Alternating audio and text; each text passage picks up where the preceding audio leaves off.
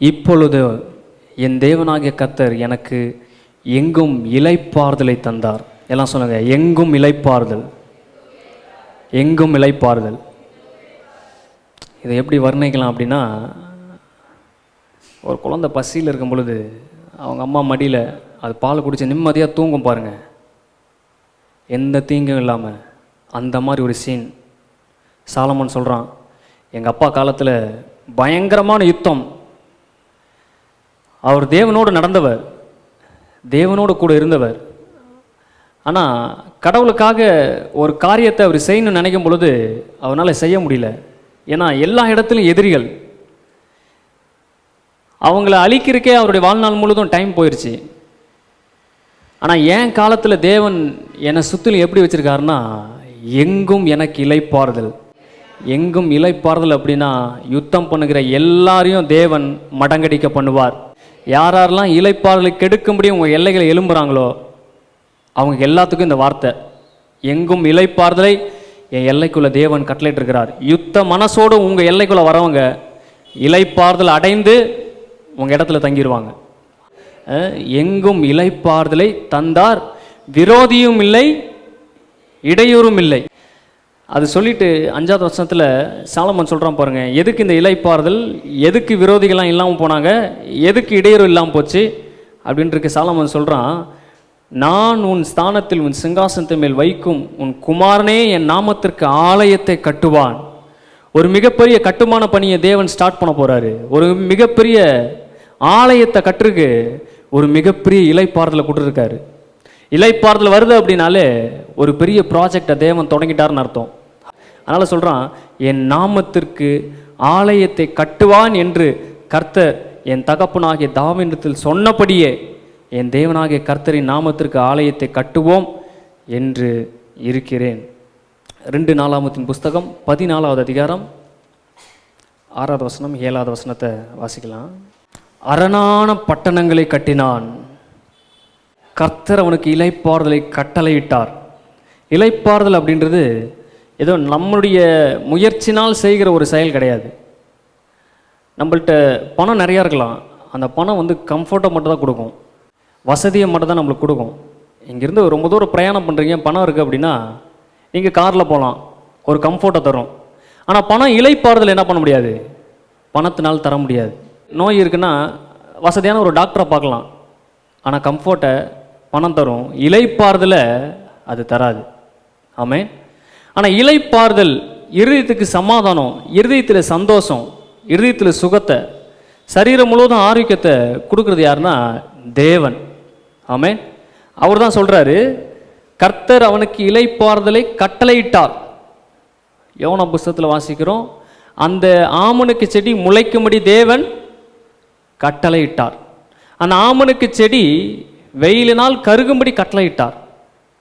அப்போ எல்லாத்துக்கும் கட்டளையிடுறாரு, அதுக்கு ஆர்டர் போடுறாரு, நீ இப்படி தான் செயல்படணும் அப்படின்னு. தேவன் நம்மளுக்கு கட்டளையிடுகிற கட்டளை என்ன அப்படின்னா, நீ இளைப்பாறுதலோடு இருக்கிறது தான். ஆமென். உன் ஹார்ட் பீட் ரொம்ப சீராக இயங்குறது தான். அந்த சீராக இயங்குகிற நேரத்தில் நீ என்ன பண்ணணும் அப்படின்னா, இளைப்பாறுதலாக இருக்கிற நேரத்தில். அப்போ இளைப்பாறுதலை தேவன் எதுக்கு கொடுக்குறாருன்னா, ஒரு குறிப்பிட்ட வேலைக்காக உங்களுக்கு தராரு. ஒரு குறிப்பிட்ட இடத்துல நீங்கள் ஒரு பெரிய வேலையை செய்யும்படி தேவன் இளைப்பாறுதலை தருகிறார். அந்த வருஷங்களில் அவனுக்கு விரோதமான யுத்தம் இல்லாதிருந்தது. தேசம் அமெரிக்கா இருந்தபடினால் யூதாவிலே அரணான பட்டணங்களை கட்டினான்.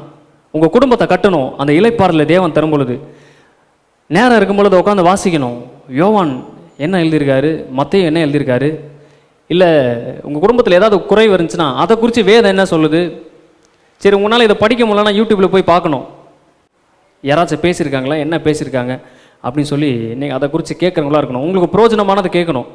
ஆரோக்கியமான உபதேசம், ஆரோக்கியமான வார்த்தைகளை, உங்கள் மனசு பக்குவப்படுற விதமான உபதேசங்களை கேட்டு உங்கள் குடும்பத்துக்கு ஆரோக்கியமான உபதேசங்களை நீங்கள் படித்து அதை கேட்கும்படியாக தேவன் இளைப்பாறுதலை கட்டளையிடுவார்.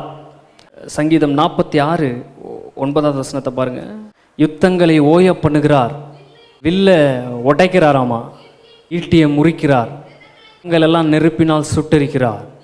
சும்மா இருந்து நானே தேவன் என்று அறிந்து கொள்ளுங்கள். ஏன் நான் ஈட்டியை உடைக்கிறேன், ஏன் நான் ரதங்களை சுட்டெரிக்கிறேன், ஈட்டிகளை முறிக்கிறேன்? இதெல்லாம் உன்னை நோக்கி வர ஆபத்து. இதெல்லாம் உனக்கு விரோதமாக செயல்படுகிற மனிதனுடைய எண்ணங்கள். அவர் பூமியின் கடைமுனை மட்டும் யுத்தங்களை ஓய்வு பண்ணுகிறார். நம்ம என்ன நினைக்கிறோம்? இந்த பக்கத்து வீட்டுக்காரனால் தான் எனக்கு பிரச்சனை, என் மாமியார் தான் எனக்கு பிரச்சனை, என் மருமக தான் எனக்கு பிரச்சனை, அவங்க மாத்திரம் இல்லைன்னா என் வாழ்க்கை கொஞ்சம் இளைப்பாறுதலாக இருக்கும், நான் நிம்மதியாக பெருமூச்சு விடுவேன் அப்படின்னு நம்ம நினைக்கிறோம். ஆனால் பவுல் சொல்கிறாரு, உன் வீட்டில் இருக்கிற உன் மாமியார் மாம்சத்தோடு ரத்தத்தோடு உனக்கு போராட்டம் இல்லை. வான மண்டலத்தில் உன் குடும்பத்தை அழிக்கணும்னு ஒரு மிகப்பெரிய திட்டமே நடந்துட்டு இருக்குது. பொல்லாத ஆவிகளோடு உனக்கு என்ன இருக்குது? போராட்டம் இருக்குது. அந்த போராட்டத்தை ஜெயிக்கும்படியாக நீ ஆயத்தமாகணும் அப்படின்னு சொல்கிறாரு. அப்போது பூமியின் கடைமுனை மட்டும் யுத்தங்களை ஓய பண்ணுகிறார் அப்படின்னா, எல்லா எல்லைகளிலும் நமக்கு விரோதமாக செயல்படுகிற எல்லா அசுத்த ஆவிகள், எல்லா தீய வல்லமைகள், உங்களுக்கு விரோதமாக அந்த சத்துரு பேசுகிற வார்த்தைகள். யோபு புஸ்தகத்தில் பிசாசை பார்த்து ஆண்டவர் கேட்குறாரு, நீ எங்கேருந்து வர அப்படின்னு. அவன் சொல்கிறான், பூமி எங்கே சுற்றிட்டு வரேன், யார் மேலே கண்ணு வைக்கலாம், யாரை அழிக்கலாம், யாரை கொல்லலாம், யாரை திருடலாம் அப்படின்னு சொல்லி எல்லா இடத்துலையும் என் கண்ணு இருக்குது, அப்படி பார்த்துட்டு வரேன்றான். அதை தான் இங்கே சொல்லப்படுது. அவர் பூமி எங்கும் கடைமுனை மட்டும் யுத்தங்களை ஓய பண்ணுகிறார். உங்களுக்கு விரோதமாக சத்துரு விடுகிற எல்லா வில்லையும் அவர் ஒடித்து போடுகிறார், எல்லா ஈட்டிகளையும் அவர் முறிக்கிறார், அவன் வேகமாக செயல்படக்கூடிய ரதங்களை எல்லாம் சுட்டெரிக்கிறார். ஆமே.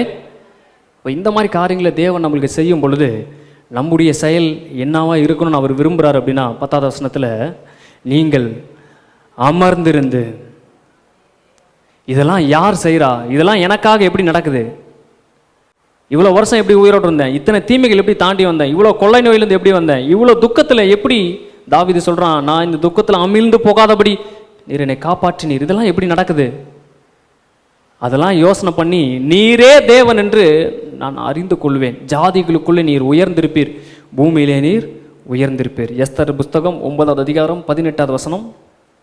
அந்த மாதத்தில் 13ஆம் தேதியிலே 14ஆம் தேதியிலும் ஏகமாய் கூடினார்கள், கூடி 15ஆம் தேதியில் இளைப்பாறினார்கள்.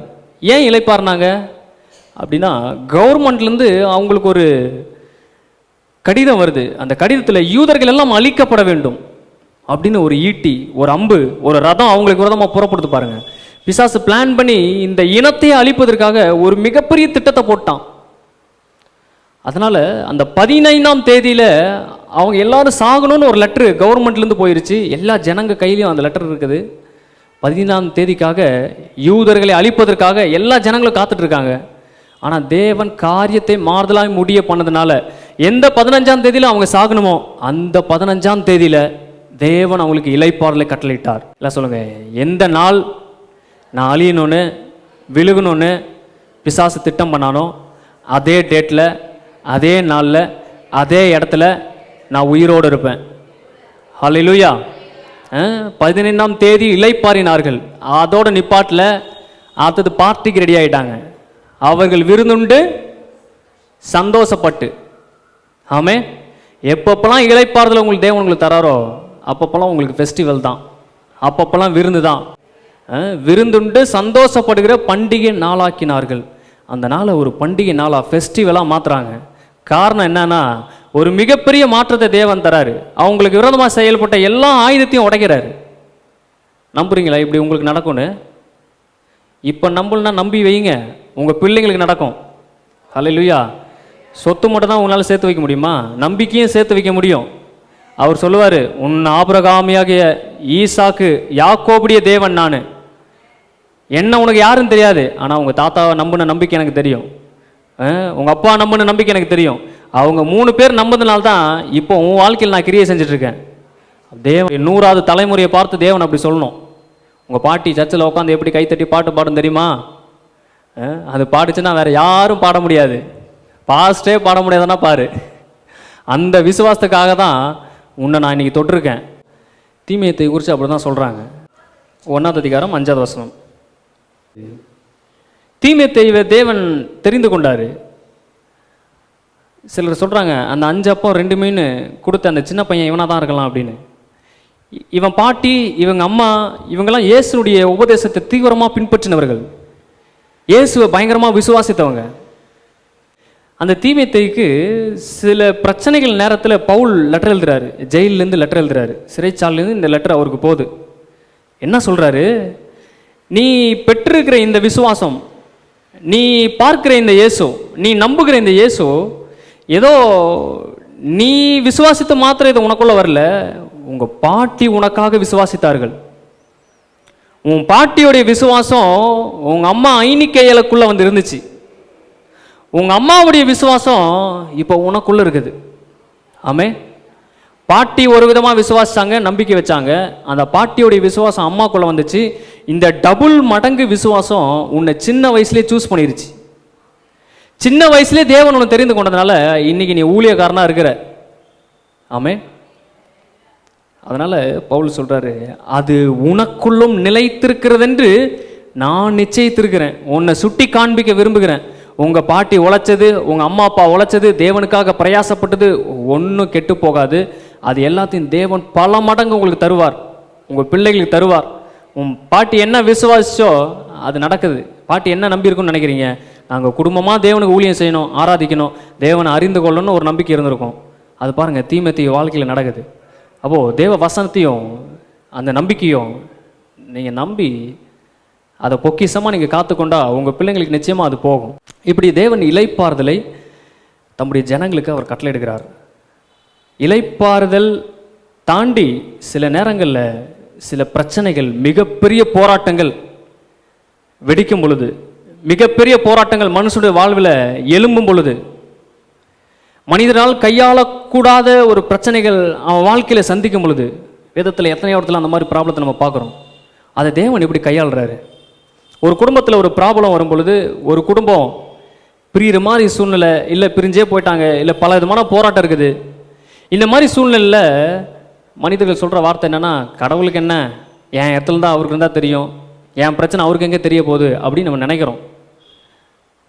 ஆனால் நம்மளோட பெரிய பிரச்சனை அவருக்கு தான் பாருங்கள். நம்ம எல்லாத்தையும் வச்சு மேய்க்கிறது அவருக்கு பெரிய பிரச்சனையாக இருக்கும். சரியான நேரத்தில் சரியான நபர்களை சந்திக்க வைக்கணும், சரியான நன்மையை எலும்பு பண்ணணும், சரியான நேரத்தில் மழையே தரணும். தப்பாக கொடுத்தா திட்டுவானுங்க. மே மாதத்தில் மழைகள்லாம் வந்துச்சுன்னா என்ன பண்ணுறீங்க? சரி டூர் போகலான் இருந்தோம், இப்படி ஆயிடுச்சுன்றோம். எல்லாத்தையும் கரெக்டாக பிளான் பண்ணி கடவுள் பண்ணு பாருங்கள். அவருக்கு ஏகப்பட்ட வேலை இருக்குது. நம்ம வீணான ஜபத்தை தேவையில்லாத ஜபத்தை பண்ணி, ஆண்டவரே சமையல் செஞ்சேன், சமையல் ஒழுங்காக ஒர்க் ஆகல, அது கொஞ்சம் ஒரு தூதனை அனுப்புங்க, இந்த மாதிரி ஜப குறிப்புலாம் மேலே போயிட்டுருக்கோம். நீங்கள் மேலே போனோன்னா ஜப குறிப்பு லிஸ்ட்லாம் எடுத்து பார்த்தீங்கன்னா நீங்கள் பண்ண வேண்டாத ஜபத்தெல்லாம் எங்கே வச்சுருக்காருன்னு தெரில. எப்போ பார்த்தாலும் டிஸ்டர்ப் பண்ணுறது நம்ம, கடவுளை டிஸ்டர்ப் பண்ணுறது நம்ம தான். இந்த மாதிரி மிகப்பெரிய பிரச்சனைகளை தேவன் எப்படி கையாளுகிறார் அப்படின்றத வேதத்தில் நம்ம பார்க்க போகிறோம். சங்கீதம் 2வது சங்கீதம் 4வது வசனத்தில், அந்த 2வது சங்கீதமே ஒரு பெரிய போர்க்களம், ஒரு யுத்த களம். 2வது சங்கீதத்தில் பாருங்கள், ஜாதிகள் கொந்தளித்து ஜனங்கள் விருதா காரியத்தை சிந்திப்பானேன், கர்த்தருக்கு விரோதமாகவும் அவர் அபிஷேகம் பண்ணினவருக்கு விரோதமாகவும் பூமியின் ராஜாக்கள் எழும்பி அதிகாரிகள் ஏகமாய் ஆலோசனை பண்ணினார்கள். இந்த இடத்துல ஒன்று சொல்லப்படுது, கர்த்தருக்கு விரோதமாக அப்படின்னு எழுதப்பட்ட அந்த வார்த்தையை பாருங்கள். அது லிட்டரலாக கர்த்தருக்கு விரோதமாக அல்ல, தேவனால் அபிஷேகம் பண்ணப்பட்ட ஊழியர்கள், ஊழியம் செய்கிற நபர்கள், இவர்களுக்கு பரிசுத்த விசுவாசிகள், இவர்களுக்கு விரோதமாக பூமியின் ராஜாக்கள் எழும்புறாங்க. எழும்பி என்ன பண்ணுறாங்கன்னா ஆலோசனை பண்ணுறாங்க. பேதுரு பவுல் காலத்தில் சுவிசேஷத்தை யாரும் சொல்லக்கூடாது, இயேசுவின் நாமத்தை யாரும் அறிக்கிடக்கூடாது, அப்படி அறிக்கிட்டு அவங்கள கொல்லணும், அவங்கள சிறைச்சாலையில் வைக்கணும், இப்படின்ற கட்டளையெல்லாம் ராஜாக்கள் காலத்தில் பிறக்குது பாருங்க. அதை தேவன் எப்படி எடுத்துக்கிறாருன்னா தன்னுடைய பர்சனல் ப்ராப்ளமாக எடுத்துக்கிறாரு, தனிப்பட்ட பிரச்சனையாக தேவன் அதை பார்க்குறாரு. அதனால தான் பவுல்கிட்ட சொல்கிறாரு, பவுலே பவுலே நீ ஏன் என்னை துன்பப்படுத்துகிறாய் அப்படின்றாரு. முள்ளில் உதச்சிட்டே இருக்கியே, உனக்கு அது கடினமாக தெரிலையான்றாரு. ஒரு நாளும் நாம் கடவுளை துன்பப்படுத்த முடியாது. கடவுளை துன்புறுத்தணும்னு நினச்சா அதை துன்பப்பட்டு போகிறத நம்ம தான் இருப்போம். அதனால் பவுலை பார்த்து சொல்கிறாரு, ஏன் என்னை துன்பப்படுத்துறேன்னு. அவனுக்கு ரொம்ப ஷாக்காக இருக்குது, ஆச்சரியமாக இருக்குது. நான் எப்போ உங்களை துன்பப்படுத்துறேன், நீங்கள் யார் அப்படின்னு கேட்குறான். அப்போ அவர் சொல்கிறாரு, நான் தான் இயேசு, நீ என்னுடைய ஜனங்களை தான் துன்புறுத்துற. அது நேரடியாக என்ன துன்புறுத்துற மாதிரியே இருக்குது. அப்போ தேவன் எப்படி பார்க்குறாருன்னா, ஒரு தாய் ஒரு பிள்ளை, அந்த சின்ன குழந்தை அம்மாவை எப்படி பார்க்கும்னா, அம்மாவும் நானும் ஒரே சரீரம் அப்படின்ற மாதிரி தான் பார்க்கும். அதனால் அம்மா விட்டு பிரியவே பிரியாது. எங்கள் டாக்டர்ஸ்லாம் கேட்டால் அப்படி தான் சொல்லுவாங்க. அம்மாவும் அந்த சின்ன குழந்தையும் ஒரே சரீரம் நினைக்கும். அம்மாவுக்கு எது நடந்தாலும் தனக்கு நடந்த மாதிரி. தேவனும் அதே மாதிரி தான் பார்க்குறாரு. தம்முடைய ரத்தத்தினால் பிறந்த மனிதர்களுக்கு ஏதோ நடக்குது அப்படின்னா அது அவருக்கே நடந்த மாதிரி அவர் பார்க்குறாரு. அதனால் இங்கே சொல்கிறாரு, கர்த்தருக்கு விரோதமாக இவர்கள் கலங்கம் பண்ணினார்கள், கர்த்தருக்கு விரோதமாக இவர்கள் செயல்பட்டார்கள், கடவுளுக்கு விரோதமாக இவங்க பேசுகிறாங்க, ஆலோசனை பண்ணுறாங்க. 3வது வசனம், அவர்கள் கட்டுகளை அறுத்து அவர்கள் கயிறுகளை நம்மை விட்டு எரிந்து போடுவோம் என்றார்கள். 4வது வசனம் தான் முக்கியமான வசனம். தேவன் இந்த பிரச்சனையை எப்படி கையாளுகிறார்? ஒரு குடும்பத்தில் இப்படிப்பட்ட ப்ராப்ளம் வரும் பொழுது, குடும்பத்தில் இப்படிப்பட்ட பிரிவினை வரும் பொழுது நீங்கள் எப்படி அந்த ப்ராப்ளத்தை சரி செய்யணும், எப்படி கையாளணும் அப்படின்றது தேவன் சொல்கிறார் பாருங்க. பரலோகத்தில் வீற்றிருக்கிறவர் நகைப்பார், தேவன் அவர்களை இகழ்வார். ஏன் நகைக்கிறாரு? ஏன் அவங்கள பார்த்து கிண்டல் பண்ணுறாரு? அவங்க தங்க பட்டயத்தை தீட்டுறாங்க, பரிசுத்தவான்களை வெற்றிருக்காங்க. தேவனுடைய திட்டத்தை பூமியில் செயல்படாமல் இருக்கிறதுக்கு தங்களால் முடிந்ததெல்லாம் செய்கிறாங்க, கலகத்தை ஏற்படுத்துகிறாங்க. ராஜாக்களுடைய சப்போர்ட்லாம் அவங்களுக்கு இருக்குது. ஆனால் தேவன் சடனாக ஒன்று செஞ்சு அவங்கள சாகடித்ததாகவோ சடனாக அவங்களுக்கு ஏதோ ஒரு தீமையை கொடுத்ததாகவோ எழுதப்படல. 4வது வசனம் என்ன சொல்லுது? தேவன் சிரிக்கிறார், பரலோகத்தில் வீற்றிருக்கிறவர் நகைக்கிறார். அப்போ அவர் மனசுக்குள்ளே என்ன ஓடுது இந்த பிரச்சனையை குறித்து? இந்த போராட்டத்தை அவர் எப்படி ஹேண்டில் பண்ணணும்னு நினைக்கிறாரு? இந்த போராட்டத்துடைய மையம் என்ன கடவுளுடைய மனசில் அப்படின்னு பார்த்தீங்கன்னா, தேவன் ஒவ்வொரு பிரச்சனைகளையும் வருங்காலத்தில் எதிர்காலத்தில் என்ன நடக்குதோ அதை வைத்து நிகழ்காலத்தில் நடக்கிற பிரச்சனையை தீர்த்து விடுகிறார். புரிஞ்சுங்களா உங்களுக்கு? இன்னைக்கு ஒரு பிரச்சனை தலை விரிச்சு ஆடுது அப்படின்னா 2030 அந்த பிரச்சனையுடைய நிலைமை என்னன்னு அவர் தெரிஞ்சு 2030 அந்த பிரச்சனை எப்படி இருக்குன்னு தெரிஞ்சு 2025 அதுக்கான தீர்வை எழுதுகிறார். எவ்வளோ ஈஸியாகிரும் பாருங்க. அதனால தான் தேவன் சிரிக்கிறார். இங்கே கொள்றதுக்கெல்லாம் ரெடி ஆகிட்டானுங்க, ஜனங்கள் அழிக்க ரெடி ஆகிட்டாங்க. ஆனால் இவர் உட்காந்து மேலே உட்காந்து சிரிச்சிட்டு இருக்காரு. காரணம் என்ன? அவர் என்ன சொல்கிறாரு பாருங்க. 12வது வசனம், 10வது வசனம், இப்பொழுது ராஜாக்களே உணர்வடையுங்கள், பூமியின் நியாயாதிபதிகளே எச்சரிக்கையாக இருங்கள், பயத்துடனே கர்த்தரை சேவியுங்கள், நடுக்கத்துடனே களி கூறுங்கள். ஏன்? அவனுக்கு தான் உட்காந்து ஆலோசனை பண்ணுறாங்க, கொல்லணும்னு நினைக்கிறாங்க. அவனுங்களுக்கு ஏன் இவர் எச்சரிக்கை விடுறாரு அப்படின்னா, கடவுள் வேற ஒன்றை பார்க்குறாரு. என்ன பார்க்குறாரு? குமாரன் கோபம் கொள்ளாமலும் நீங்கள் வழியிலே அழியாமலும் இருக்கும்படிக்கு சரண்டர் ஆயிருங்க அப்படின்றாரு. குமாரனை முத்தம் செய்யுங்கள் அப்படின்றாரு. நீ இந்த நாளில் தன்னுடைய ஜனங்களுக்கு பிரச்சனையும் போராட்டத்தையும் கொடுக்கணும்னு நினைக்கிற, ஆனால் இன்னும் பல நாள் கழிச்சு என் குமாரன் வரப்போறாரு, என் குமாரனுக்கு முன்பாக நீ ஒன்றும் இல்லாமல் ஆக போற. அந்த பெரிய கல் உருண்டு வந்து அந்த சிலையை அடித்து தானியேல் புத்தகத்தில் ஒன்றும் இல்லாமல் பண்ணி அந்த கல் வளர்ந்தது போல அதை மனசில் வச்சு தான் இவர் என்ன பண்ணுறாருன்னா, நடக்கிற தீமை எல்லாத்தையும் பார்த்து சிரிக்கிறாரு. சிரித்து கிண்டல் பண்ணி கேலி பண்ணுறாரு. நம்ம வாழ்க்கையில் கூட சில நேரங்களில் சில பிரச்சனைகள் வரும். எல்லா பிரச்சனைகளுக்கும் நீங்கள் ரெஸ்பான்ஸ் பண்ணிங்கன்னா, எல்லா பிரச்சனைக்கும் உங்கள் உணர்வுகளையும் உங்கள் எண்ணங்களையும் விட்டு கொடுத்துட்டே இருந்தீங்கன்னா உங்களால் சரியான விதத்தில் பயணிக்கவே முடியாது. சில பிரச்சனைகள் நடக்கும் பொழுது நீங்கள் தேவன்கிட்ட போனீங்கன்னா, அதை குறிச்செல்லாம் பயப்படாத, இந்த பிரச்சனை இப்படியா மாறும், இந்த பிரச்சனை இப்படியா மாறும் அப்படி சொல்லி தேவனே சில வழிகளை உங்களுக்கு தருவார். வேதத்தில் நீங்கள் பார்த்தீங்கன்னா, நியாயாதிபதிகள் புஸ்தகத்தில், ராஜாக்கள் புஸ்தகத்துலலாம் அந்நிய ஜனங்கள் இஸ்ரவேலுக்கு விரோதமாக யுத்தத்துக்கு வருவாங்க. அந்த குஷ்டரோகிகள் பாருங்கள், அவங்க நடந்து போகிறாங்க. அவங்க நடந்து போகிற சத்தம் பயங்கர யுத்த சத்தமாக கேட்டு அந்த ஜனங்களாம் ஓடி போயிட்டாங்க. நியாயாதிபதிகள் புஸ்தகத்தில் பாருங்கள், தேவன் ஏதோ ஒரு சத்தத்தை எழும்ப பண்ணுவார். எதிரிகள் தங்களுக்குள் வெட்டுண்டு மடிய செய்வார்.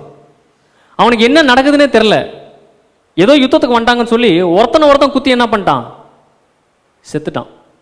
ஆமே. அப்போ சில பிரச்சனைகள் சில போராட்டங்கள் வரும் பொழுது நாம் தேவனிடம் அணுகினோம் அப்படின்னா அவருடைய ஐடியாவை நம்மளுக்கு தருவார். போன வாரம் பார்த்தோம்ல, அவருடைய ஆலோசனை, அவருடைய ஞானம் அது கடக்கிற மணில போல் அதிகமாக இருக்குது. அது நம்முடைய மனசுக்கு எட்டாவதாக இருக்குது. அதை நம்மள்ட்ட கொடுக்கும் பொழுது அது நம்ம வாழ்க்கையில் ஒரு மிகப்பெரிய இளைப்பாறுதலை அது நம்மளுக்கு கட்டளையிடும். எது இளைப்பாறுதலையும் ஜீவனையும் நித்திய ஜீவனையும் தரும் அப்படின்னா, தேவனை அறிகிற அறிவே இளைப்பாறுதலை தரும், நித்திய ஜீவனை தரும். ஆமே. அப்புறம் தான் சொல்கிறார் அவர், ஒன்றான மெய்தவனாகிய என்னையும் நீர் அனுப்பினாகிய இயேசு கிறிஸ்துவையும் அறிவதே நித்திய ஜீவன். அந்த நித்திய ஜீவனுக்குள்ளே தான் இளைப்பாறல் இருக்குது. அந்த நித்திய ஜீவனுக்குள்ளே தான் சந்தோஷம் இருக்குது, சமாதானம் இருக்குது. தேவனை எந்த அளவுக்கு நீங்கள் அறிஞ்சு வச்சுருக்கீங்களோ அந்த அளவுக்கு உங்கள் சமாதானத்தை கெடுப்பதற்கு இந்த மனுஷர்களுக்கு அனுமதி கிடையவே கிடையாது. ஏன்னா தேவனை நீங்கள் அறிந்திருக்கிறீர்கள். ஆமென். சங்கீதம் 37:13 பாருங்கள். இந்த சங்கீதத்தின் பகுதியிலையும் தேவன் இப்படி தான் வேலை செய்கிறாரு. 37:13, மார்க்கன் நீதிமானுக்கு விரோதமாய் தீங்கி நினைத்து பற்கடிக்கிறானாமா. பிசாசுடைய ஆக்ரோஷத்தில் எங்கே பார்க்கலாம் அப்படின்னா சிலுவையில் பார்க்கலாம். அடித்து சதையெல்லாம் பிஞ்சு கீழே விழுகுது. வேத வல்லுநர்கள் சிலுவை சரித்திரத்தை குறித்து எழுதுறவங்க சொல்கிறாங்க, அவர் அடித்து முடித்ததுக்கப்புறம் சிலர் துணியெல்லாம் கொண்டு வந்து அந்த சதையெல்லாம் ஒன்று சேர்த்தாங்களாமா. அந்த அளவுக்கு கொடூரமான ஒரு செயலை மனுஷனுடைய இருதயத்திலிருந்து பிசாசனால் தான் செய்ய முடியும். அப்போது ஒரு நீதிமானுக்கு விரோதமாக ஒருத்தன் பல்லு கடிக்கிறான் அப்படின்னா அவனுக்குள்ளே எப்பேற்பட்ட கொலை வெறி இருக்கும் பாருங்க. அவனை அழிக்கணும்னு, அவனை நிர்மூலமாக்கணும்னு, அவனை ஒன்றும் இல்லாமல் பண்ணணும்னு நீதிமானுக்கு விரோதமாக துன்மார்க்கன் தீங்கி நினைத்து பற்களை கடிக்கிறான். ஆனால் அவனுக்கு தெரியாது இவன் பல்லு கடிக்கிறான் அப்படின்னு. தேவன் மேலேருந்து அதை பார்க்குறாரு. பார்த்துட்டு அவர் என்ன பண்ணுறாரு, ஆண்டவர் அவனை பார்த்து நகைக்கிறார். அவன் பல்லு ஒவ்வொரு டைமும் கடிக்கும்போது அவர் சொல்கிறாரு, பல்லு இருக்கிற இனமெல்லாம் போயிட போதுரா, மெதுவாக கடிடா, ஒவ்வொரு நாளைக்கு ஒவ்வொரு டைம் கடிடா அப்படின்னு காமெடி பண்ணியிருக்கலாம். அவன் பல்லு கடிக்கிறத பார்த்து தேவன் அவனை நகைக்கிறார். அவனுடைய நாள் வருகிறது என்று காண்கிறார். எப்படி இதை பார்க்குறாரு, இந்த பிரச்சனையை எப்படி பார்க்குறாரு? இந்த நீதிமானுக்கு விரோதமாக துன்மார்க்கர் செய்கிற பலவிதமான செயல். ஆனால் இவனுக்கு தெரியாது. இவன் அல்லேலூயா தேவனுக்கே அப்படின்னு சர்ச்சுக்கு வார வாரம் வந்துட்டு போகிறான். இவனுக்கு பின்னாடி பல்லு கடிக்கிறதுன்னு தெரியாது, இவனுக்கு பின்னாடி என்ன நடக்குதுன்னு இவனுக்கு தெரியாது. இவனுக்கு தெரிஞ்சதெல்லாம் அல்லேலூயா தேவனுக்கு. ஆனால் தேவன் இதை பார்த்து அவனுடைய நாள் வருகிறது என்று பார்க்கிறார். அவனுடைய எதிர்காலத்தில் பல்லு கடிக்கிற இவனுக்கு என்ன நடக்க போகுதுன்ற பார்த்து சிரிக்கிறாரு. ஆனால் தான் தேவன் அநேகரை தண்டிக்கிறதில்ல. சிலர் கேட்குற கேள்வி என்னன்னா, இவ்வளோ பாவம் செய்கிறான், இவ்வளோ அக்கிரமம் செய்கிறான், இவ்வளோ அநியாயம் செய்கிறான், இவனை ஏன் கடவுள் ஒன்றும் செய்யலை? அப்போ கடவுளே இல்லை போ, கடவுள் இருக்கார் நான் ஒத்துக்க மாட்டேன் போ அப்படின்னு சிலர் சொல்கிறாங்க. கடவுள் சில நேரத்தில் ஷார்ட் பீரியடில் தப்பு செய்கிறவனை உடனே அழிக்கணும் அப்படின்னா இன்றைக்கி நீங்களும் இருக்க மாட்டீங்க. இருப்பீங்களா? நானும் இருக்க மாட்டேன். யார் பிரசங்கம் பண்ணுறது? கொஞ்சம் காலத்தை கொடுக்குறாரு அவர், கொஞ்சம் டைமை கொடுக்குறாரு அவர். நாளைக்கு இவன் என்ன ஆக போகிறான்னு அவர்கிட்ட முன்னாடியே பார்க்குறாரு.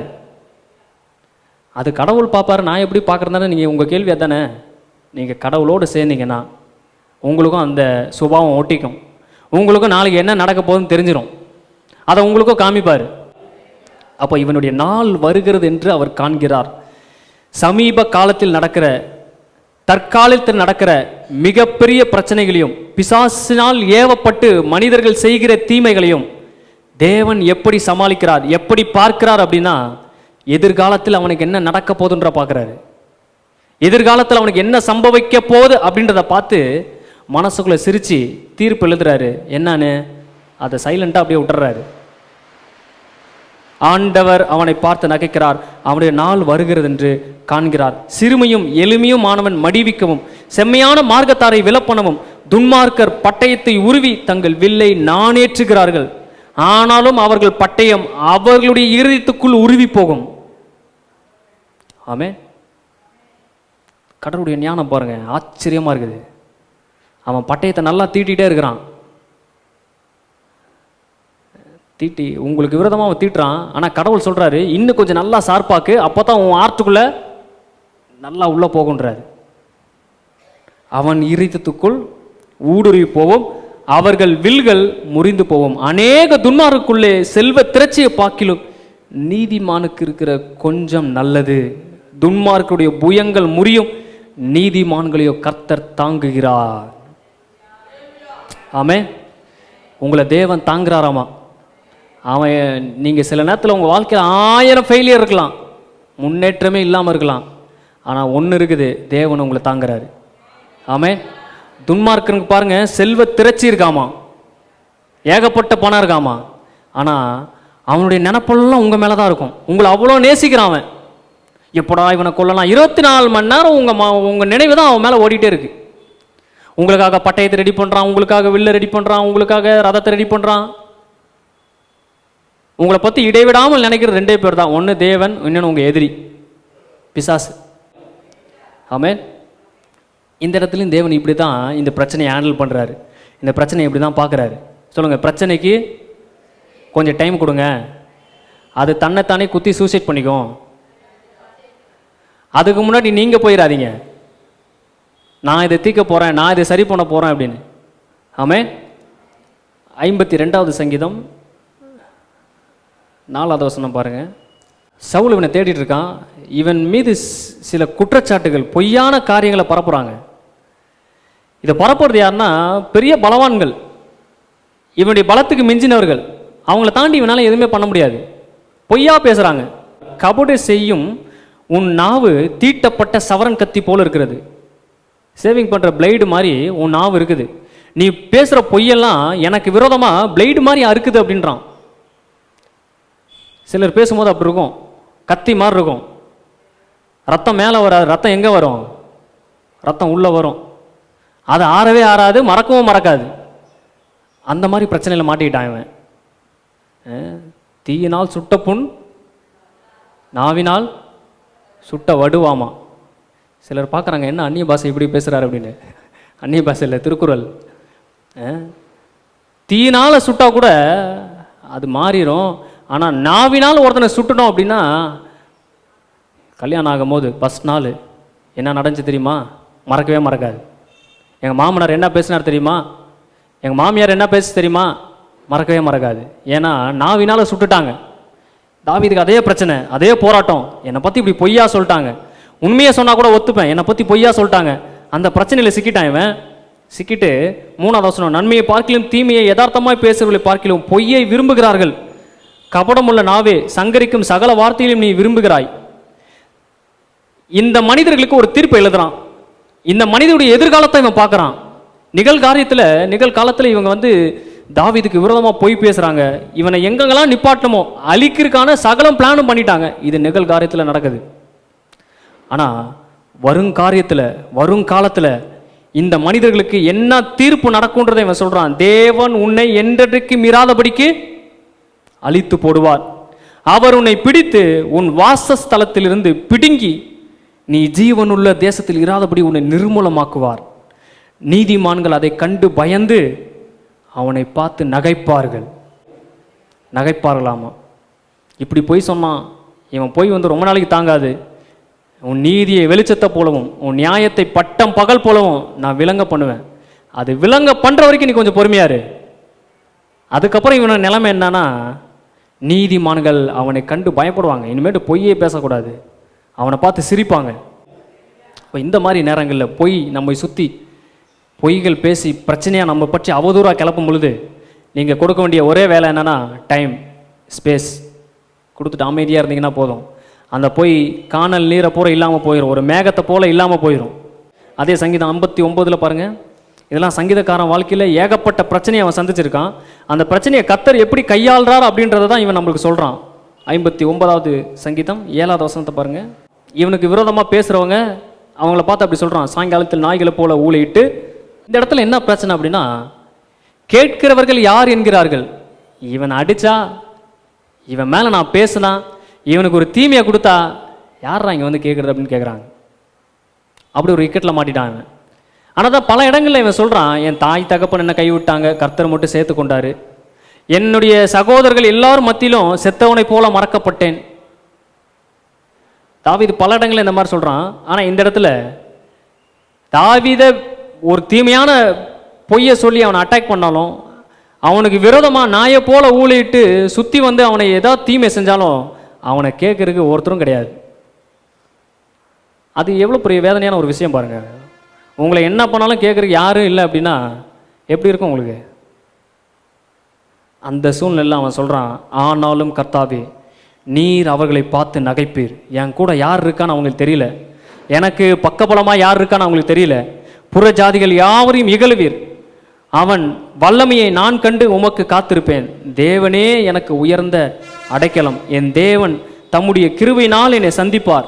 தேவன் என் சத்துருக்களுக்கு வரும் நீதியின் சரி கட்டுதலை நான் காணும்படி செய்வார். அல்லேலூயா. செய்யும் ஆண்டவரே, நீதியை சரி கட்டும் ஆண்டவரே, இப்படிலாம் பேசுகிறாங்க, இப்படிலாம் செய்கிறாங்க, இப்படிலாம் நடந்துக்கிறாங்க, அதனால் நீதியை சரி கட்டுங்கன்னு ஜெபம் பண்ணலாம, செய்வார், நடக்கும், சரி கட்டுவார், இப்படி தான் ஆகும் அப்படின்ற தீர்ப்பு அவன் எழுதுகிறான். ஒட்டுமொத்த பைபிளையும் நீங்கள் பார்த்தீங்கன்னா ஒரு நன்மையாகட்டும் ஒரு தீமையாகட்டும் அதை தேவன் எப்படி பார்க்குறாருன்னா, நிகழ்காலத்தில் என்ன நடக்குதோ அதை வச்சு சில தீர்ப்புகளை அவர் எடுக்கிறதே கிடையாது. ஆபிரகாமை வீட்டிலேருந்து அழைக்கும் பொழுதே ஜாதிகளுக்கு தகப்பனா அவனை பார்க்குறாரு. ஆமே. யாக்கோபு அப்பா அம்மா வீட்டிலேருந்து கிளப்பும் பொழுது 12 கோத்திர பிதாக்களாக இவனுக்குள்ளே இருக்கிறத அவர் பார்க்குறாரு.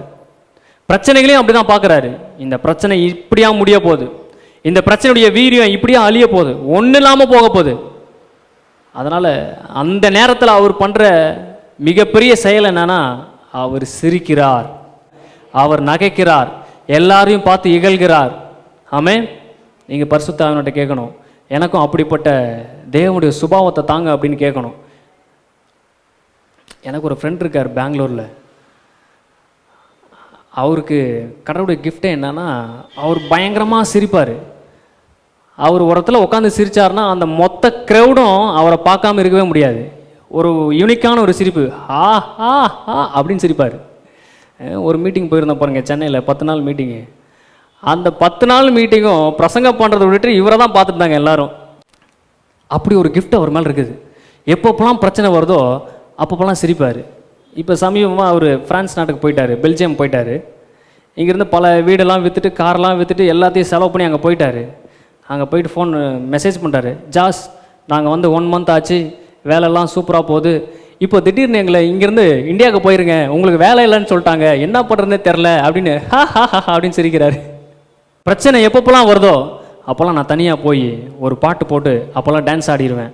எப்பப்போலாம் பிரச்சனை என் வாசலில் வருதோ அதுக்கு முன்னாடி நான் கடவுளை சந்தோஷப்படுத்த ஆரம்பிச்சிடுவேன், அந்த பிரச்சனையுடைய இடம் இல்லாமல் போயிடும் அப்படின்றாரு. அப்போ இது பரிசுத்த ஆவியின் மூலமாக உண்டாகிற ஒரு தீர்வு. மனிதர்கள் ஞானத்தினால பிரச்சனையை நம்ம பார்க்கிற விதம் அல்ல, இது தேவனுடைய ஞானம், இது தேவனுடைய அபிஷேகம்.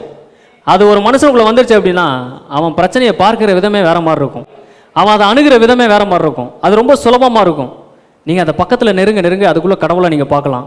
ஆமே. 2 கொரிந்தியர் புஸ்தகம் 4வது அதிகாரம் 17வது வசனம். பவுலும் இதை தான் ரொம்ப அதிகமாக வலியுறுத்துறாரு. ஒரு மனிதன் பிரச்சனையை எப்படி அணுக வேண்டும் அப்படின்றத நம்மளுக்கு புரிகிற மாதிரி பவுல் சொல்கிறார் பாருங்க. 2 கொரிந்தியர் 4:17 எப்படி சொல்கிறார் பாருங்க, ரொம்ப அழகாக இருக்குது இந்த வசனம். மேலும் காணப்படுகிறவைகள் அல்ல. காணப்படுகிறது என்ன? உங்கள் கண்ணு முன்னாடி என்ன காணப்படுது? ஒரே பிரச்சனை பாஸ்டர், எந்த காரியம் கைகூடி வரல பாஸ்டர், பிஸ்னஸ்லாம் இப்படி ஆயிடுச்சு, உடம்பு வார இப்படி ஆயிடுச்சு, எல்லாம் வலிக்குது, இதுதான் நீங்கள் பார்த்துட்ருக்கீங்க. தேவன் சொல்கிறாரு, காணப்படுகிறவைகள் அல்ல, காணப்படாதவைகளை நோக்கி இருக்கிற நமக்கு. காணப்படாதது என்ன? பரலோகம் தாங்க, அங்கே போகிறது தாங்க அடியேன் காத்துட்ருக்கேன், எப்போ பெல் அடிக்கும், எப்போ கிளம்பலான் இருக்கேன் அப்படின்றீங்களா? அப்படின்னா முடிஞ்சோன்னே வாங்க ஒரு ஞானசானம் கொடுத்துடலாம், ஒரே 5 நிமிஷம் தான் முடிச்சிடலாம் கதையை. காணப்படுகிறவைகள் பிரச்சனைகள், நோய், மரணம், போராட்டம், பிரச்சனை. இப்போ சொல்கிறாரு காணப்படாதவையை நோக்கி இருன்றாரு. காணப்படாதவை என்ன? சுகம், சமாதானம், ஆரோக்கியம், ஐக்கியம், ஜீவன். காணப்படுகிறவைகளை அல்ல, காணப்படாதவைகளை நோக்கி இருக்கிற நமக்கு அதி சீக்கிரத்தில் நீங்கிவிடும் இந்த லேசான உபத்திரவம். உன் உபத்திரம் எப்போ நீங்கும், எப்போ இந்த பிரச்சனைக்கு தீர்வு அப்படின்னு இவர் சொல்றாரு. எப்போ முடியும், எப்போ தீர்வு, எப்போங்க உங்க பிரச்சனைக்கு தீர்வு, எப்போங்க உபத்திரம் நீங்கும்? எதை நீங்க நம்பணும்? அதி சீக்கிரம்ன்றத பிரசங்கியார்கள் சொல்லியே உங்க மனசுக்குள்ள ஏத்திட்டாங்க. அதனால இந்த வசனத்தினுடைய சாராம்சமே உங்களுக்கு என்னன்னா, அதி சீக்கிரம் பாஸ்டர், அதி சீக்கிரம் பாஸ்டர். அந்த அதி சீக்கிரம் எப்போ வரும்னு தான் நான் கேட்குறேன். அதி சீக்கிரம் எப்போ வரும்னா, காணப்படாததை நீ பார்க்கணும். துன்மார்க்கர் நீதிமானுக்கு விரோதமாக தீங்கு செய்யும் பொழுது தேவன் எதை பார்க்குறாரு? காணப்படாத எதிர்காலத்தை பார்க்குறாரு. அவனுக்கு என்ன சம்பவிக்கின்றத பார்த்து சிரிக்கிறாரு. அதனால பவுல் சொல்றாரு, காணப்படுகிற இந்த பிரச்சனை எப்பொழுது அதி சீக்கிரமாக நீங்கும்னா, காணப்படாததை தேவன் மூலமாக நீ விசுவாசிக்கும் பொழுது அதி சீக்கிரத்தில் நீங்கிவிடும் இந்த லேசான உபத்திரவம். ஏனெனில் காணப்படுகிறவைகள், பிரச்சனைகள், போராட்டங்கள், மரணங்கள் அநித்தியமானவைகள், காணப்படாதவைகள் நித்தியமானவைகள். அப்போ சில கஷ்டமான நேரங்களில், இடுக்கமான நேரங்களில் தேவன் உங்களுக்கு ஒரு அழைப்பு கொடுக்குறாரு. என்ன அழைப்புனா, பார்க்காததை உன்னால் நம்ப முடியுமான்னு கேட்குறாரு. அப்படி நம்பலனா இதை நீ ஜெயிக்கலான்றாரு. தோமாட்டியும் அதான் சொல்றாரு, தோமாவே நீ காண்கிறத நம்புகிறது நல்லது கிடையாது, காணாததை நீ என்ன பண்ணும், நம்ப வேண்டும், அப்போதான் நீ பாக்கியவனா இருப்ப. ஏசாயா 53:11 இந்த இடத்துல இயேசுவை குறித்து எழுதப்பட்டிருக்கு. இயேசு சிலுவையில் அடி வாங்கும்போது, சிலுவையில் ரத்தம் சிந்தும் பொழுது அவர் எதை பார்த்தார் அப்படின்றது எழுதப்பட்டிருக்கு. அவர் கையில் ஆணி அடிச்சிருக்காங்க, காலில் ஆணி அடிச்சிருக்காங்க, மூச்சு விட முடியாமல் ஒரு சூழ்நிலை, தலையில் அடித்த அந்த முள்முடி கண்ணு வழியில் வெளியே வந்திருக்கு, முதுகெல்லாம் ஏறு உழுந்த மாதிரி உழுதப்பட்டிருக்கு. இது எல்லாத்தையும் சகிக்கிருக்கு, இது எல்லாத்துக்கும் தாங்கியிருக்கு. ஒரு பலன் எங்கிருந்து வந்துச்சு? அவர் எதை பார்த்து இதை ஓகே சொன்னார் அப்படின்னா, அவர் தமது ஆத்துமா வருத்தத்தின் பலனை கண்டு திருப்தி ஆவார். சிலுவையில் தொங்கிட்டே யாரை பார்க்குறாருன்னா, சங்கிலியாண்டபுர சபையை பார்க்குறாரு. சிலுவையில் தொங்கிட்டே யாரை பார்க்குறாருன்னா, நீங்கள்லாம் தேவனை அன்போடு ஆராதிக்கிறத பார்க்குறாரு. என்னங்க இந்த துக்கமான விஷயம் ஏதாவது சொல்கிறேன்னா என்ன? சோப்பியா ரோபா மாதிரி உட்காந்துருக்கீங்க, எந்த அசைவும் இல்லாமல்.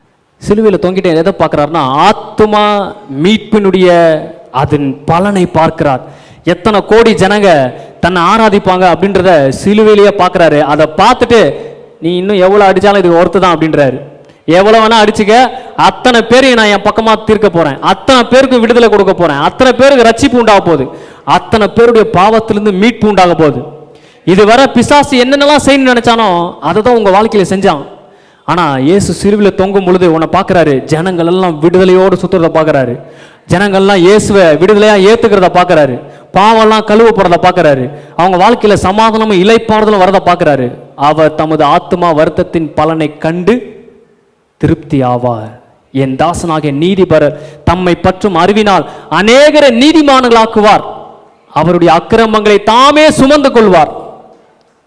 இதெல்லாம் சுமந்துட்டு எதிர்காலத்தில் உன நடக்கிறத பார்த்து தன்னை தேத்துக்கிறாரு. என்னன்னா, லட்சக்கணக்கான ஜனங்கள் பிதாவுக்கு முன்பாக என் ரத்தத்தை சுமந்து என் ரத்தத்தினால் கழுவப்பட்டு பிதாவை ஆராதிக்க போறாங்க. அதை நான் பார்த்து இப்ப நடக்கிற சிலுவையின் வன்முறையை தாங்கிக்கிற பலன் எனக்குள்ள இருக்கு அப்படின்றாரு. இன்னொரு இடத்துல ரொம்ப அழுத்தமா சொல்றாரு பாருங்க, எபிரேயர் 12:2 பவுல் இதே வசனத்தை ரொம்ப அழுத்தமா சொல்றாரு. அவர் தமக்கு முன் வைத்திருந்த சந்தோஷத்தின் பொருட்டு, தனக்கு முன்பாக என்ன சந்தோஷம் இருக்குன்னு பார்க்குறாரு. அந்த சந்தோஷத்தையும் இந்த சிலுவை பாடியும் ஒப்பிட்டு பார்க்கும் பொழுது ஈக்குவலே கிடையாது. இப்போ எந்த சந்தோஷத்தை பார்க்குறாரு? சிலுவைக்கு அப்புறம் பிதாவோடு அவர் உட்காந்துருக்கிறத பார்க்குறாரு. இதுக்கு முன்னாடி ஆகாயத்து அதிகார பிரபுவாகி பிசாசு தான் சிங்காசத்தில் உட்காந்துருந்தான், ஜனங்களை ஆளுகை செய்தான், நினச்ச விதமாக அவங்கள அழிச்சான், நினச்ச செயலை அவன் செஞ்சான். ஆனால் இயேசு இப்போ என்ன பண்ணுறாருன்னா, தான் சிலுவையில் செய்து முடித்த அந்த ஜெயத்தை எடுத்துட்டு பிதாவுடைய வலது பார்சத்தில் உட்காந்து ஜனங்களுக்காக பரிதவித்து பேசுகிறார், ஜனங்களுடைய நன்மைக்காக பேசுகிறாரு, ஜனங்களை நல்ல விதத்தில் பரிசுத்தாவினர் கொண்டு ஆளுகை செய்கிறார். இந்த மிகப்பெரிய மாற்றத்தை அவர் சிலுவையில் பார்க்கிறார். அவர் தமக்கு முன் வைத்திருந்த சந்தோஷத்தின் பொருட்டு. உங்களை அவர் எப்படி பார்க்குறாருன்னா சந்தோஷமாக பார்க்குறாரு. எல்லாம் சொல்லுங்க, என்ன சந்தோஷமாக பார்க்குறாரு? உங்களை நினைக்கும் பொழுது அவர் மனசுலேருந்து சந்தோஷம் தான் வருதாமா. ஹல்லேலூயா. அப்படியே எல்லாத்தையும் தட்டி விட்டுருங்க. யாரெல்லாம் உங்களை நினைக்கும் போது காண்டாகிறாங்களோ எல்லாத்தையும் இப்படி தட்டி விட்டு, ஒருத்தர் சந்தோஷமாக இருக்காரு, அந்த சந்தோஷமே எனக்கு போதும். இன்னும் சந்தோஷப்படுறவங்க இருந்தீங்கன்னா கூட வாங்க, இல்லைன்னா பேக்கில் போயிருங்க. ஆமென். அவர் தமக்கு முன் வைத்திருந்த சந்தோஷம் பொருட்டு அவமானத்தை எண்ணாமல், அது ஒரு பொருட்டே கிடையாது. காரி மூஞ்சில துப்புறானுங்க, நிறைய துப்பிக்கின்றாரு, அடிக்கிறானுங்க, நீ தேவனுடைய குமாரனா, இன்னாருடைய மகனா அப்படின்னு கேட்குறாங்க. அதையும் பெருசாக என்னைக்கல அவர் வழியில் போகிற வரவெல்லாம் திட்டுறான், அது அவருக்கு பெருசாக தெரியல. காரணம் என்னன்னா, தனக்கு முன்பாக ஒரு சந்தோஷத்தை அவர் பார்த்திருந்தார். அந்த பிரச்சனையின் போர்க்களத்தில், யுத்த களத்தில் அவர் மனசில் இருந்தது அந்த சிலுவையின் பாடல்ல, அதை தாண்டி உன்னை பார்க்குறாரு. ஆமே. இப்போ தேவன் எல்லா பிரச்சனையின் மத்தியிலும், போராட்டத்தின் மத்தியிலும் குடும்பத்தை எப்படி மீட்டெடுக்கிறார்னா, வேற உன்னை பார்க்க சொல்றாரு. அந்த குடும்பம் தற்காலத்தில் நடக்கிற பிரச்சனையை மாத்திரம் நீங்க பார்த்தீங்கன்னா கிறிஸ்துவின் மீது நீங்க நம்பிக்கை வைக்க அவசியமே கிடையாது. எபிரேயர் 11:13. தூரத்திலே அவைகளை கண்டு நம்பி அணைத்து கொண்டு. ஆபிரகாமை குறித்து இங்கே சொல்லப்பட்டிருக்கு. ஆபிரகாம்கிட்ட சொன்னார், உன்னை நான் கூட்டு வந்து பெரிய ஜாதியாக்குவேன், ஜாதிகளுக்கு தகப்பனா மாற்றுவேன்னு சொன்னார். அவன் ஈசாக்கை தவிர, யாக்கோபு ஏசாவை தவிர நிறைய பிள்ளைங்களை பார்த்தானா? பார்க்கல. 3 பேர் தான் பார்த்தான். ஆனால் அவன் மேலே இருந்த வாக்குத்தத்தம் என்ன? ஜாதிகளின் தகப்பனாவாய். இந்த பூமி முழுவதும் உன் பசங்க தான் இருப்பாங்க. எந்த ஊரில் எந்த மனுஷன் இருந்தாலும் அது உன் வித்துலேருந்து வந்தவனா தான் இருப்பான். இதுதான் அவனுக்கு கொடுத்த வாக்குத்தத்தம். ஆனால் அவனை குறித்து எழுதப்பட்டிருக்கு, இவர்கள் எல்லோரும் வாக்குத்தத்தம் பண்ணப்பட்டவர்களை அடையாமல். அதை அவன் பார்க்கல, ஆனால் தூரத்தில் அவைகளை கண்டார்கள். அதனால தான் அவனால் ஸ்டெப் எடுத்து வைக்க முடிஞ்சுச்சு. என்னுடைய வித்திலிருந்து வரக்கூடிய ஈசாக்க தேசமா மாத்துவார் அப்படின்றத தூரத்தில் கண்டான். கண்டு அதை நம்பினான். நம்பி அந்த வாக்கு தத்தத்தை அணைத்தான். அணைத்து கொண்டு பூமியின் மேல் தங்களை அந்நீரும் பரதேசிகளும் என்று அறிக்கையிட்டு விசுவாசத்தோடு மரித்தார்கள். ஒரு மனுஷன் கடவுளை எப்படி நம்பணுன்ற சொல்றது பாருங்க. அவனுக்கு சொல்லப்பட்டதை அந்த நிகழ்காரியத்தில் நடக்காட்டி கூட நிச்சயமா தேவன் அதை நடப்பிப்பார். அதை நம்பி அதை அணைத்து கொண்டு அதை விசுவாசித்து அதுக்காக பிரயாசப்பட்டு பரதேசிகளாய் மரித்தார்கள். ஆமே. தேவன் இப்படி தான் அவரை நம்புகிறவர்களுக்கு அழைப்பு கொடுக்குறார். எப்படி? நிகழ்காரியத்தை பார்க்காத, எதிர்காலத்தில் உனக்கு நான் ஒரு காரியத்தை வச்சிருக்கிறேன், ஒரு நன்மையை வச்சிருக்கிறேன். இப்போ நடக்கிறது தீமையா இருக்கலாம், ஆனால் நீ அழிஞ்சு போயிட மாட்ட. உன்னை நான் பல தூரம், ரொம்ப தூரம் கூட்டு போவேன். அங்கே உனக்கு மிகப்பெரிய வெற்றியை நான் வைத்திருக்கிறேன். ஆனால் பிசாசு காண்பிக்கிறது என்ன? இப்போ என்ன நடக்குது அதையே பாரு. இப்போ உன் வாழ்க்கையில் என்ன தீமை நடக்குது அதை பாரு. கடவுள் இருந்திருந்தார்னா அந்த தீமையை அனுபவிச்சிருப்பாரா? அப்போ அவர் இல்லை. இப்படிப்பட்ட பொய்யெல்லாம் உங்கள்ட்ட சொல்லுவான் பாருங்க. இயேசு வந்து சொல்றாரு, நீங்க உணவுக்காகவும் உடைவுக்காகவும் கவலைப்படுகிறது என்ன? பிசாசு பாருங்க, அந்த ஜனங்களுக்கு உன்னை காமிச்சிருக்கான், பாரு உன் ட்ரெஸ் இல்லை, அடுத்த நேரம் சாப்பிட்றதுக்கு சாப்பாடு இருக்கா? இல்லை. அப்புறம்னா ஏசு ஏசுன்னு கத்துற, பைபிள் வச்சு அல்லேலூயா அல்லேலூயான்னு கத்துற. இதுதான் பிசாசுடைய செயல். தற்காலத்தில் அந்த நேரத்தில் நடக்கிறத பெரிய பிம்பமா உங்களுக்கு காமிப்பான். 1 கொரிந்தியர் 15:19. இன்மைக்காக மாத்திரம், குறிப்பிட்ட காலத்திற்காக மாத்திரம், குறிப்பிட்ட செயலுக்காக மாத்திரம், குறிப்பிட்ட நன்மைக்காக மாத்திரம் கிறிஸ்துவின் மீது நான் நம்பிக்கை உள்ளவர்களாய் இருந்தார் எல்லா மனுஷரை பார்க்கிலும் பரிதபிக்கப்பட்டவர்களாய் இருப்போம். ஆமே. பவுல் ஒரு எச்சரிப்பை கொடுக்குறாரு. டெம்பரவரியா நடக்கிற சூழ்நிலாம் பார்த்து அவர் மேல் நம்பிக்கை வைக்காத. அப்படி வச்சனா உன்னோட கோல் வந்து சீக்கிரமாக இல்லாமல் போயிடும். உன்னால் கோலையை ஃபிக்ஸ் பண்ண முடியாது, உன்னால் தரிசனத்தையே ஃபிக்ஸ் பண்ண முடியாது. எப்பொழுதும் அழுந்துட்டு தான் இருப்பேன், எப்பொழுதும் புரோக்கனஸ் ஆகி உடஞ்சிட்டே இருப்பேன். இந்த சீசன் நல்லா இருப்பேன், அடுத்த சீசனில் ஒன்றும் இல்லாமல் உடஞ்சிருவேன். மறுபடியும் வந்து பாஸ்டர் உண்ட பேசி எல்லாம் பண்ணி உன்னை மறுபடியும் நிற்க வைக்க வேண்டியதாக இருக்கும். ஒரு ஃபைனல் கோலை நீ ஃபிக்ஸ் பண்ணுன்றாரு. என்ன? எதிர்காலத்தில் எனக்கு என்ன நடக்க போகுது? உங்களுக்கு என்ன நடக்க போகுது? ஒன்றும் இல்லை பாஸ்டர், செத்ததுக்கு அப்புறம் பெட்டியில் வச்சு மூடிடுவாங்க, அவ்வளோதான், நான் மேலே ஜாலியாக போயிடுவேன், அவ்வளோதான் உங்கள் கோலா? அதுக்கப்புறம் அந்தி கிறிஸ்து வந்துடுவான், என் பக்கத்துக்கு அவனை போட்டு வருன்னு வறுத்துருவான், நான் சந்தோஷமாக மேலே இருப்பேன், அதுதான் நம்ம கோலா? இல்லை, என்றென்றும் நித்திய நித்தியமாய் நான் இயேசு மாதிரியே இருக்க போகிறேன். நீங்களும் அப்படி தான் இருக்க போகிறீங்க. அதே சரீரத்தில் அவரை மாதிரியே இருக்க போகிறீங்க. சகல நன்மைகளும் சகல ஈவுகளும் பிதாவுடைய சகல பிரசனமும் உங்கள் மேலே வந்து நிற்கும். கவலை அப்படின்ற ஒன்றே உங்கள் உலகத்தில் அதுக்கப்புறம் பார்க்க மாட்டீங்க. ஆமே. அப்போ இன்மைக்காக தற்காலிகமாக நீங்கள் கடவுள் மீது நம்பிக்கை வைக்காதீர்கள், அது பிரயோஜனமற்றது.